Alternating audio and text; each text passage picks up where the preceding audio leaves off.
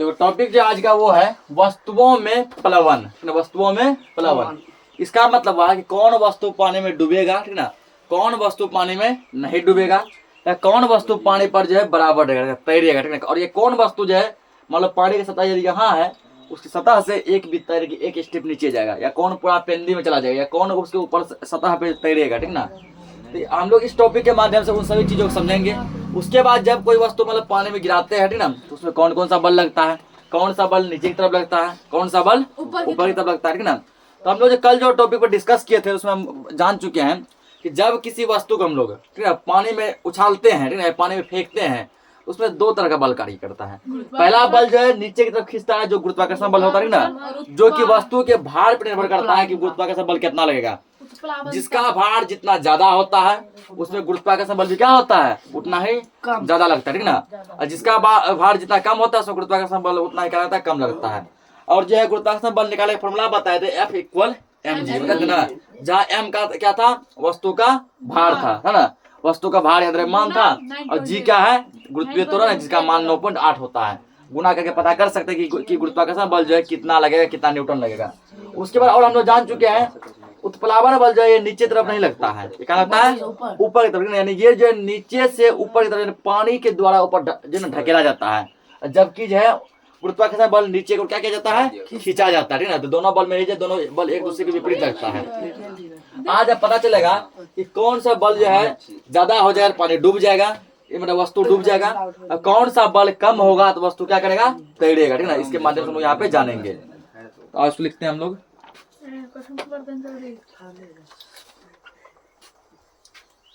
देखो यहाँ पे क्या हेडिंग है, वस्तुओं में प्लवन, ठीक ना। इसके माध्यम से अब पता चलेगा कौन डूबेगा या फिर कौन तैरेगा। ठीक है, वस्तुओं का तैरना या डूबना, वस्तुओं का तैरना या डूबना उनके उछाल पर निर्भर करता है, उनके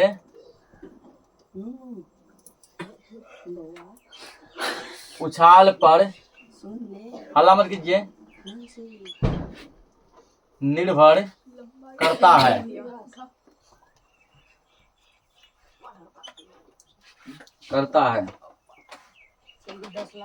जब किसी वस्तु को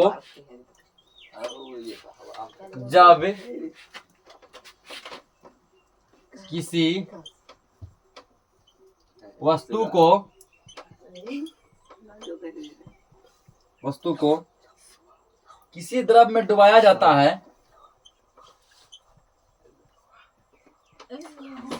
किसी द्रव में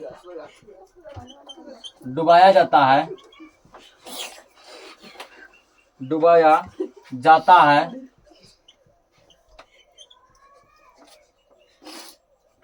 तो उस पर दो प्रकार का बल,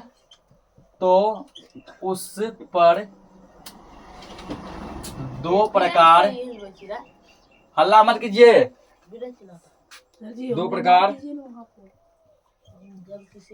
का बल कार्य करता है।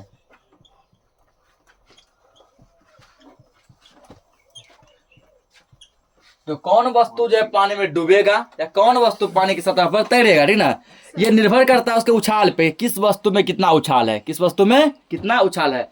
जिस वस्तु में जितना ज्यादा उछाल रहेगा उसका कुछ अलग कंडीशन होगा, जिस वस्तु में कम उछाल रहेगा उसका क्या रहेगा, अलग कंडीशन। जब किसी वस्तु को किसी पानी में डुबा दिए, ठीक ना, तो उस वस्तु पे कितने बल लगते हैं, दो तरह के बल लगते हैं। एक बल जो है नीचे की तरफ कार्य करता है, जो उसको नीचे की ओर खींचता है, ठीक ना, जो उसके भार पर निर्भर करता है, वस्तु का भार कितना, जितना ज्यादा भार रहेगा वो बल उतना ही ज्यादा उसको क्या करेगा, नीचे की तरफ खींचेगा, जिसको कि गुरुत्वाकर्षण बल कहते हैं।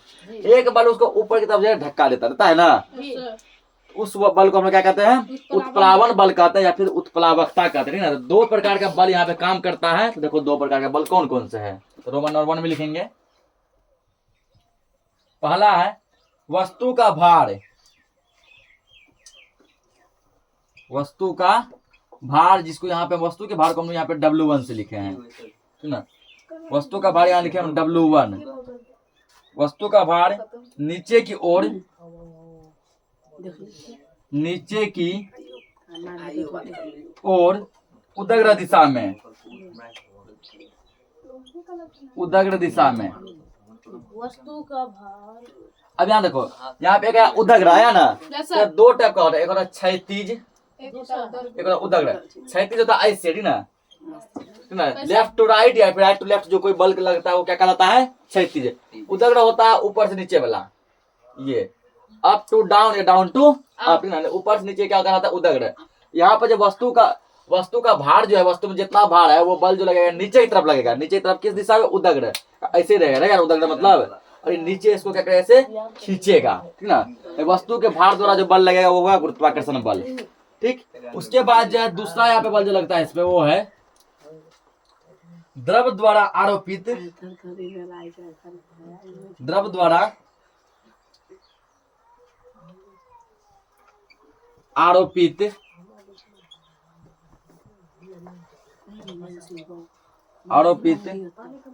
उत्प्लावन बल, उत्प्लावन बल। उत्प्लावन बल को हम यहाँ पे W2 मान रहे हैं, ठीक ना। उत्प्लावन बल वस्तु पर विपरीत दिशा में ऊपर की ओर, वस्तु पर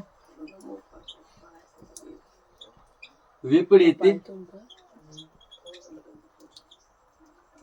दिशा में ऊपर की ओर,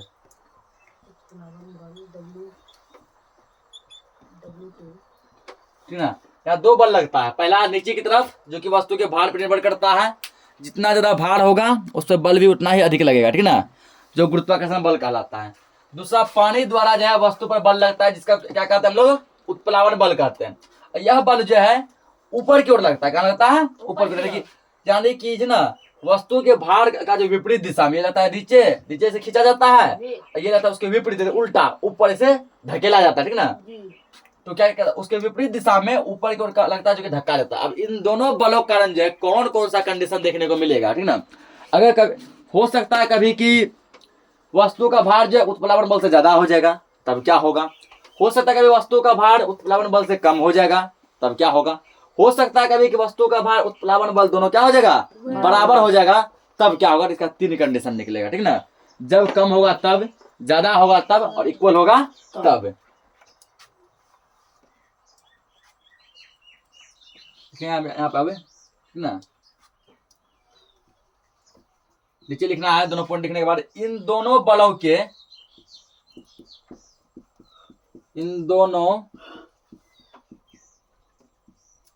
बलों के आपेक्षिक परिणामों के, आपेक्षिक परिणामों के फलस्वरूप, हाँ, फलस्वरूप वस्तुओं के प्लवन की 3 स्थितियां, वस्तुओं के प्लवन की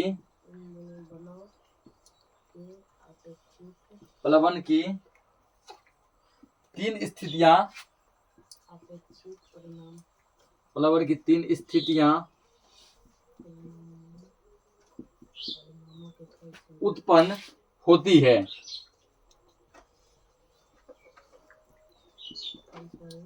उत्पन्न होती है, कितना स्थिति उत्पन्न होता है, 3 कौन कौन।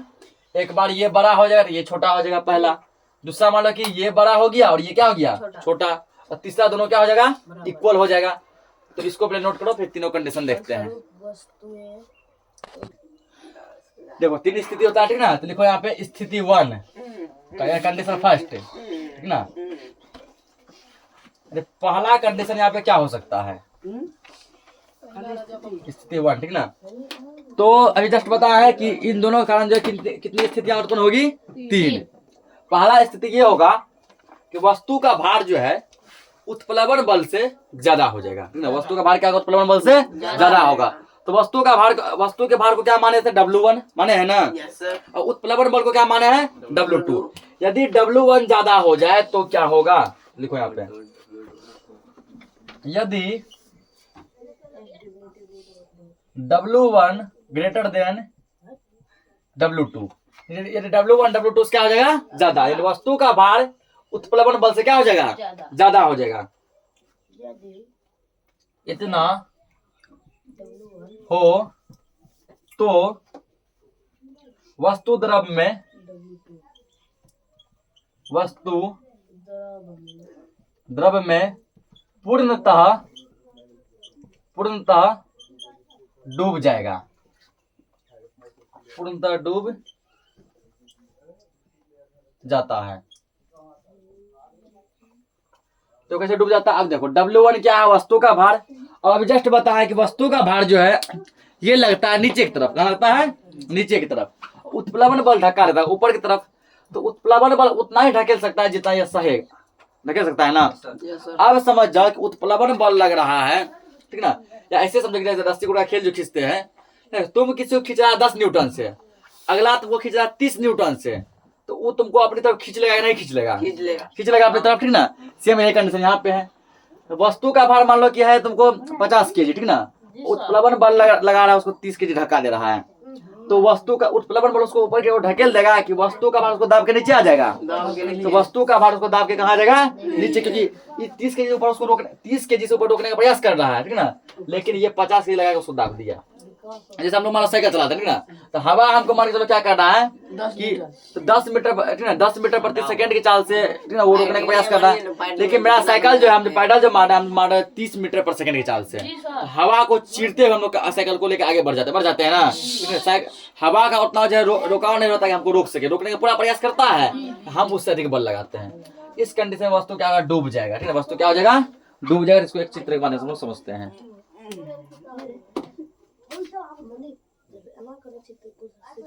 ये मान लो एक बर्तन है, ये एक बर्तन है मान लो, उसके बाद ये है, ये मान लो बर्तन का सतह हो गया, इसमें पानी भरा हुआ है, कितना 50 kg कितना कितना हो गया। अब क्या बताया है कि W1 वस्तु का भार, जो वस्तु पानी में फेंके है ना उसका भार जो क्या है 50 kg ज्यादा है, उसका भार जितना भी है वो जो है उत्प्लवन बल से क्या ज्यादा, उत्प्लवन बल जो धक्का से दे रहा है ना उससे वस्तु का भार ज्यादा है। इस कंडीशन में वस्तु क्या हो जाएगा डूब जाएगा, तुम्हारा वस्तु जो है यहाँ पे आ जाएगा।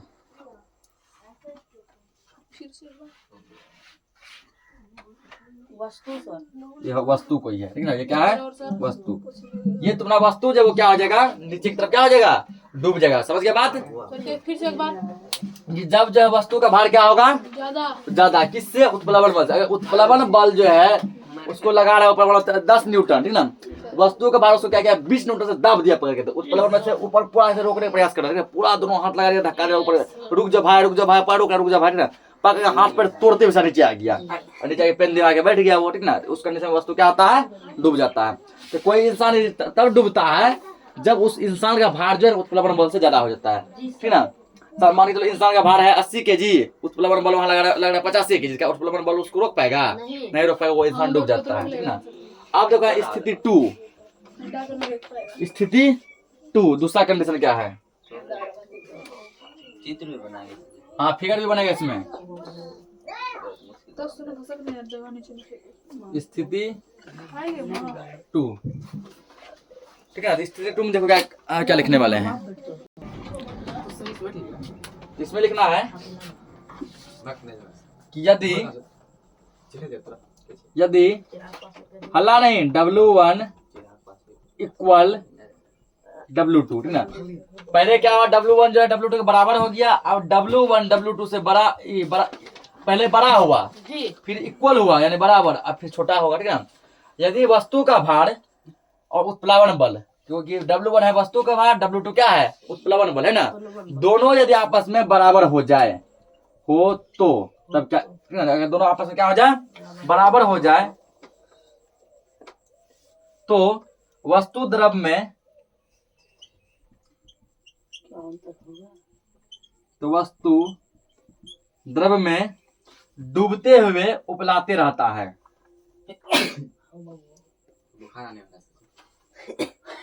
ना यदि W1 इक्वल W2 हो तो वस्तु द्रव में डूबते हुए डूबते हुए उपलाते रहता है।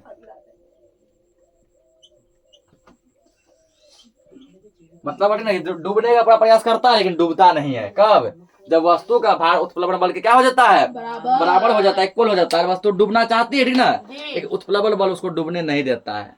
यानी कि वो कहीं बीच में रहेगा, ऊपर नीचे करेगा।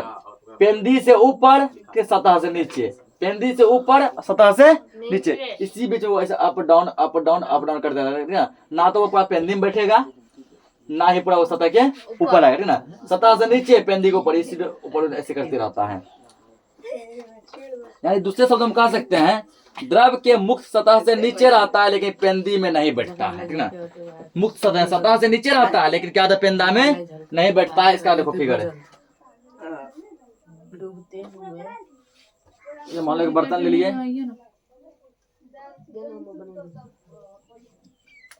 अब बर्तन ना,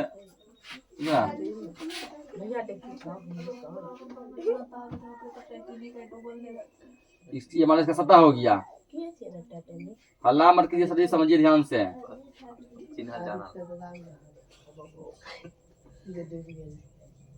भर दिए पानी इसमें। अब पानी भर के ना, मान के चलो कि मारकर डुबाते हैं, कुछ भी डुबाया जाता है, तो जब वस्तु को तुम डुबाएगा, इस कंडीशन में तुम्हारा वस्तु जो रहेगा, ठीक ना, वो यहाँ पे आ जाएगा। तो तुम्हारा क्या हो गया? वस्तु, ठीक ना, ये वस्तु तुम्हारा यहाँ आ गया। ये क्या हुआ? ना तो पेंदी में सट रहा है, ना ही सतह से ऊपर जा रहा है। इसी दोनों के बीच ये ऊपर नीचे से तैरते रहता है, ठीक ना। ये कब? जब इसका भार उत्प्लावन बल आपस में क्या हो जाए, इक्वल हो जाए। नोट कीजिए इसको। कंडीशन थर्ड देखेंगे।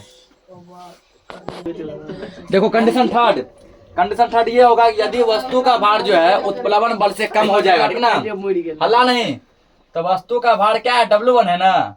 यदि W1 लेस देन W2, ठीक ना, यदि W1 जो है क्या होगा, W2 से कम होगा हो तो, ठीक ना, W1 W2 से कम हो तो,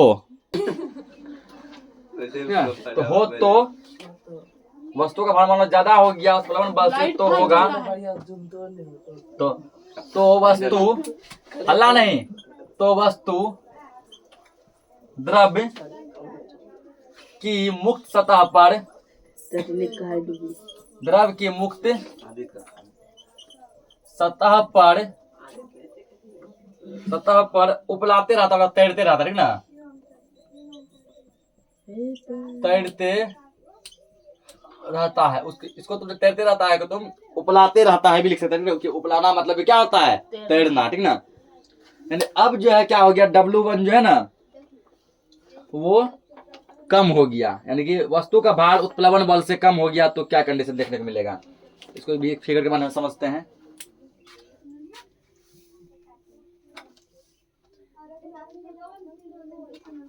मान लीजिए बर्तन है, ये इसका क्या होगा, सतह हो गया।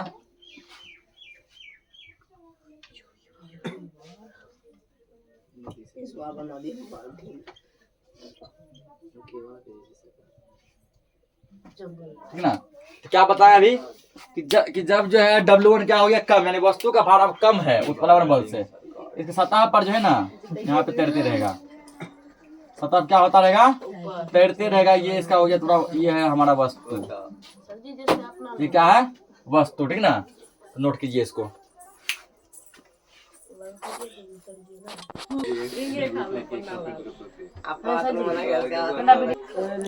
जो अगला हेडिंग है, द्रव की उत्प्लावकता उसके घनत्व पर निर्भर करती है, ठीक ना। द्रव की उत्प्लावकता जो उसके घनत्व पर क्या करती है, निर्भर करती है। यानी कि जिसमें घनत्व ज्यादा होगा, ठीक ना, वहां पे जो है उत्प्लावन बल का क्या कंडीशन होगा। जहाँ घनत्व कम होगा वहां पर उत्प्लावन बल का क्या कंडीशन होगा, ठीक है। जहाँ घनत्व जो है बिल्कुल जीरो होगा वहां क्या कंडीशन होगा। तो इसका लिखेंगे हम लोग पहले, इसको पहले लिखो फिर समझते हैं। लिखना है, जिस द्रव का घनत्व, जिस द्रव का घनत्व, जिस द्रव का घनत्व जितना ही अधिक होता है, जितना ही अधिक होता है, होता है उस द्रव की उत्प्लावकता उस द्रव की उत्प्लावकता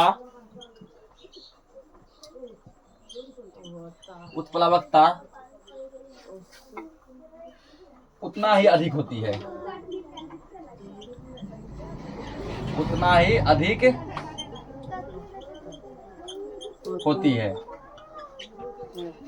कहने का मतलब है जिसका घनत्व जितना ज्यादा होगा उसका उत्प्लावन बल भी उतना ही ज्यादा होगा, और जिसका घनत्व जितना कम होगा उसमें उत्प्लावन बल उतना ही क्या लगेगा, कम लगेगा, ठीक ना। यानी कि घनत्व का मतलब होता है घनापन, घनत्व का मतलब घनापन। अब जरा बताओ कि पानी और पेट्रोल में ज्यादा घना कौन है? तो ज्यादा घना पानी। पेट्रोल बहुत हौला, इतना हौला होता है, इतना हौला होता है, यदि खुला छोड़ दिया जाए ना हवा में उड़ जाता है, उड़ जाता है ना, गैस की तरह उड़ जाता है, जबकि वो लिक्विड है। वो क्या है? लिक्विड। लिक्विड मतलब वो पानी है, ठीक ना। फिर भी जो खुला छोड़ देने पे हवा में क्या होता है, गैस बन के उड़ जाता है, इतना ज्यादा हौला है। तो पानी और पेट्रोल में ज्यादा भारी कौन है? पेट्रोल, ठीक ना। सॉरी, पानी ज्यादा भारी कौन है? पानी। क्या बात है? जिसका घनत्व जितना ज्यादा होगा, पानी का घनापन ज्यादा है, उसमें क्या लगेगा? उत्प्लावकता बल भी ज्यादा लगेगा, ठीक ना। यानी पानी में पेट्रोल के कंपेयर में उत्प्लावन बल क्या लगेगा? ज्यादा लगेगा। अब चलो पेट्रोल हटाते, पानी और सरसों का तेल, खाने वाला तेल। तो पानी और सरसों का तेल, इन दोनों में ज्यादा घना कौन होता है? सरसों का तेल होता है, काफी मोटा रहता है, ठीक ना। तुम देखेगा कि एक डब्बा में जो है, अगर 1 लीटर तुम सरसों का तेल लो, 1 लीटर पानी लो, ठीक ना, तो दोनों को तुम जो क्या करो, एक डब्बा में कन्वर्ट करो। तो सरसों का तेल देखा जाए तुम कम जगह में भर जाता है ना, और पानी जरा ऊपर चल जाता है, क्योंकि वो क्या होता है, मोटा रहता है, घना रहता है, ठीक ना। तो अगर आप जो किसी वस्तु को पानी और तेल में तैराया जाए, खाने वाले तेल के में, ठीक ना, तो पानी के कंपेयर में वस्तु तेल में अधिक तैरेगा, क्योंकि तेल का घनत्व क्या है? ज्यादा है। जस्ट क्वेश्चन बताया है, जिसका घनत्व जितना ज्यादा होता है उसमें उत्प्लावन बल भी उतना ही अधिक लगता है, ठीक ना। तो तेल का, कड़ू तेल का, वही सरसों का तेल बोलो, ठीक ना, उसका घनत्व क्या होता है? ज्यादा। मोटापन, घनापन उसमें क्या है? ज्यादा, तो उसमें उत्प्लावन बल भी क्या रहेगा? ज्यादा। आप पूछेगा कि नदी के पानी और समुद्र के पानी, ठीक ना, इन दोनों पानी में से किस पानी में तैरना आसान होगा? किस पानी में तैरना आसान होगा? समुद्र के पानी में तैरना आसान होगा, ठीक ना, क्योंकि हम जानते हैं कि समुद्र का पानी खड़ा होता है। कैसा होता है? खड़ा होता है। खड़ा का मतलब होता है नमकीन, ठीक ना। समुद्र का पानी क्या होता है? नमक रहता है। हम लोग जो नमक जो खाते हैं, ठीक ना, वो नमक जो अक्सर नमक कहाँ से बनाया जाता है? समुद्र के पानी से बनाया जाता है। जैसे मान चलो कि एक जाल ले लो, ठीक ना, एक पतला बहुत महीन जाल ले लो, लिया, उस पर क्या करो, पहले 1 बाल्टी जो है नदी के पानी से डाल दो, ठीक ना। देखो कि जाल में तो खाली कचरा वगैरह बचेगा, कुछ नहीं बचेगा, वो कचरा फेंक दो। अब फिर जाल ले लो, 1 बाल्टी का समुद्र का पानी डालो, क्या देखेगा? पानी सब सूख गया, जाल पे तुमको कुछ नमक देखने को मिलेगा, ठीक ना। जबकि नदी का पानी डाले जब, या फिर अपने घर का पानी डाले, या कोई पानी डाले, तो पानी आर पार हो गया, कुछ भी देखने क्या हुआ? नहीं मिला। उसी के जगह पर जब हम क्या किए, समुद्र का पानी डाले, ऐसे डाल दिए, तो पता चला कि पानी सब आर पार हो गया, जाल पे कुछ न कुछ क्या देखने को मिल गया? हमको नमक देखने को मिला। तो इससे साफ जाहिर होता है कि समुद्र के पानी में क्या होता है? नमक पाया जाता है, और नमक उस पानी को घना बना देता है। नमक पानी क्या करता है? घना बनाता है, यानी उसका घनत्व जो है ना नॉर्मल पानी से क्या है? ज्यादा है। और हम जानते हैं जहाँ घनत्व ज्यादा होगा वहां जो उत्प्लावन बल भी क्या लगेगा? ज्यादा। इसीलिए जो ना नदी, तालाब या पोखर के कंपेयर में समुद्र में तैरना ज्यादा आसान होता है। क्यों ज्यादा आसान होता है? क्योंकि उसका घनत्व क्या होता है? ज्यादा होता है, ठीक ना। इसको नोट करो। देखो यहाँ पे अगला आर्टिकल है, तैरती हुई वस्तु के संतुलन की शर्त है। कोई वस्तु पानी में तैरेगा उसका क्या संतुलन के लिए? संतुलन का मतलब होता है कि वो डूबे नहीं, ठीक ना तो पूरा ऊपर आ जाए, ना ही पूरा नीचे डूब जाए। तो कोई वस्तु संतुलन, अपना संतुलन मतलब बैलेंस। संतुलन का इंग्लिश होता है बैलेंस। क्या होता है? बैलेंस। अपना बैलेंस बनाकर जब तैरने के लिए कौन कौन सा कंडीशन को ध्यान रखना चाहिए, ठीक ना। कौन कौन सा कंडीशन का ध्यान रखना चाहिए, कौन कौन सा शर्त है, कंडीशन है, जिसको वो फॉलो करके कोई वस्तु पानी में तैर सकता है बड़े ही आसानी से। पहला तैरने वाली वस्तु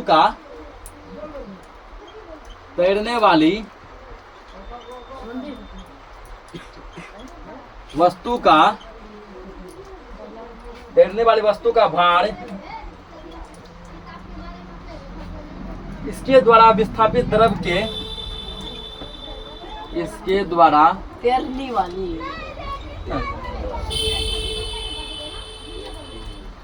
तैरने वाली वस्तु का भार इसके द्वारा विस्थापित विस्थापित द्रव के भार के बराबर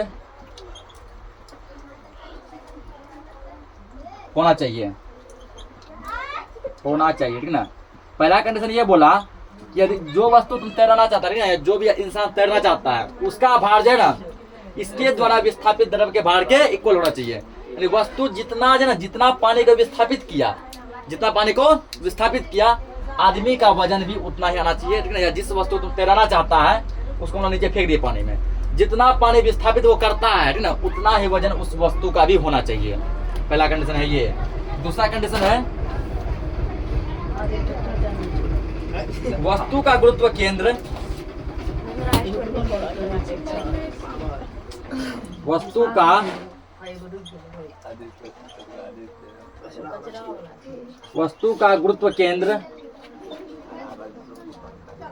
एवं विस्थापित द्रव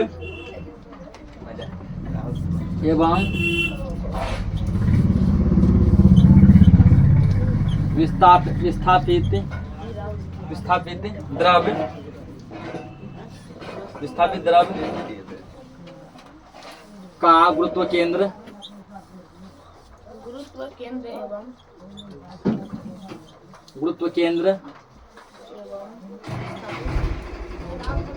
एक ही उदग्र रेखा पर होना चाहिए,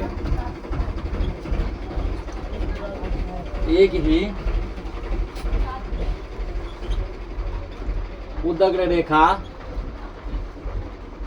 पर होना चाहिए। यानी कि वस्तु का जो गुरुत्व केंद्र है, सेंटर ऑफ ग्रेविटी, ठीक ना, जितना पानी तुम विस्थापित किया उसका जो गुरुत्व केंद्र है, दोनों एक ही रेखा, जैसे ये है रेखा में उदग्र रेखा ऐसे ऊपर नीचे, इसी रेखा के आसपास यहाँ पे वस्तु का भी गुरुत्व केंद्र और विस्थापित द्रव का भी गुरुत्व केंद्र होना चाहिए। इस कंडीशन में वस्तु क्या होगा, पानी में बड़े ही आसानी से अपना संतुलन के साथ वो तैर सकता है, वो नहीं डूबेगा। तो क्या आज के लिए इस टॉपिक को इतना ही रखते हैं।